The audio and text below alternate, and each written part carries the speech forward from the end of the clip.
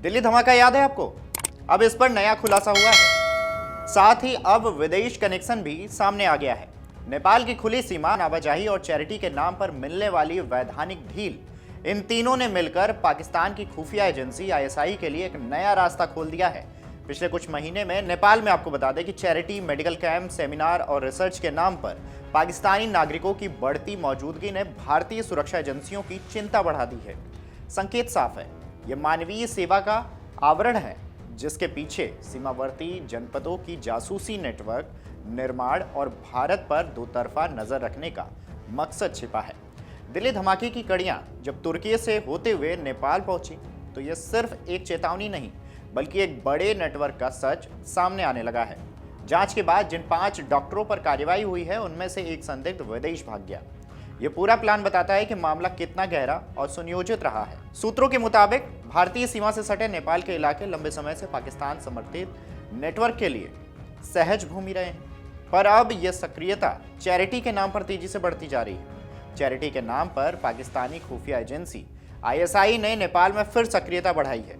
उद्देश्य भारत पर दोतरफा नजर रखने के साथ ही सीमावर्ती क्षेत्रों की खुफिया जानकारी सम्मिलित करना या फिर जुटाना है। केंद्रीय गृह मंत्रालय को नवंबर में भेजी गई आईबी की रिपोर्ट में साफ तौर पर बताया गया है कि नेपाल की ओर से काम कर रहे कई संगठन मानव सेवा के नाम पर संदिग्ध गतिविधियों में शामिल हैं। 15 नवंबर को बहराइच से पकड़े गए 2 संदिग्ध ब्रिटिश नागरिकों ने भी इसी चैरिटी कवर का इस्तेमाल किया था। इनमें से हसन अमान सलीम, जो पाकिस्तानी मूल का है, उसकी पत्नी बांग्लादेशी नागरिक है और दोनों इससे पहले भी नेपाल की यात्रा कर चुके हैं। इन यात्राओं का मकसद अब सुरक्षा एजेंसियों के रेडार पर है।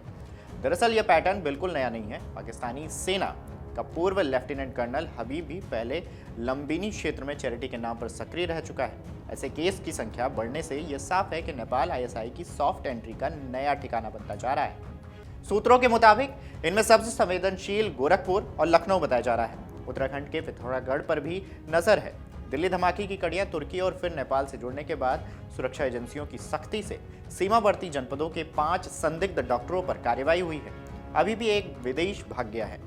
इसके अलावा पीलीभीत, लखीमपुर खीरी, बहराइच, बलरामपुर, श्रावस्ती, सिद्धार्थनगर और महाराजगंज से सटे नेपाली इलाकों में भी पाकिस्तानी लिंक्ड मूवमेंट बढ़ने की पुष्टि हुई है।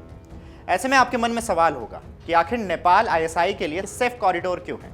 तो इसके पीछे कई वजह हैं। पहली वजह खुली सीमा यानी कि ओपन बॉर्डर। तो बता दें कि भारत नेपाल सीमा 1751 किलोमीटर लंबा है और बिना वीजा लोगों की आवाजाही बेहद आसान है। दूसरे पॉइंट की बात करें तो ढीला वीजा नियम है। पाकिस्तानियों के लिए नेपाल में एंट्री आसान है। वहां से भारत में प्रवेश की कोशिशें भी शॉर्टकट के तौर पर की जाती हैं। तीसरे पॉइंट की बात करें तो चैरिटी मॉडल का फायदा उठाया जाता है, यानी कि चैरिटी एनजीओ जैसे मेडिकल मिशन, इसकी आड़ में संदिग्ध व्यक्ति बिना शक के घूम फिर सकते हैं।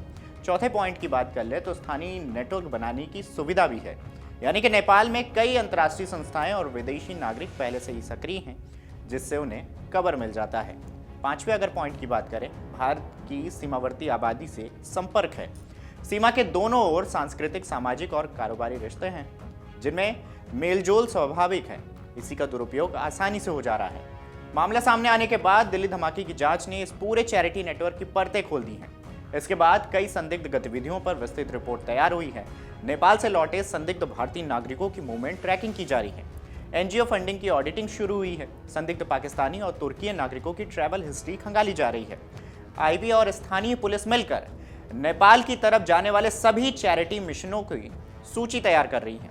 नेपाल की जमीन पर चैरिटी के नाम पर आईएसआई की बढ़ती सक्रियता भारत के लिए एक नई चुनौती है। ये सिर्फ सीमा सुरक्षा का मुद्दा नहीं है, बल्कि एक नए गहरे नेटवर्क को रोकने की लड़ाई भी है जो मेडिकल कैंप, रिसर्च, चैरिटी और सेमिनार जैसे सैन्य रास्तों से भारत की संवेदनशील सूचनाओं को लक्ष्य बना रहे हैं। दिल्ली धमाके की कड़ियों ने जिस खतरे की ओर इशारा किया है वो बताता है कि नेपाल इस पूरे खेल का अहम ठिकाना बन चुका है।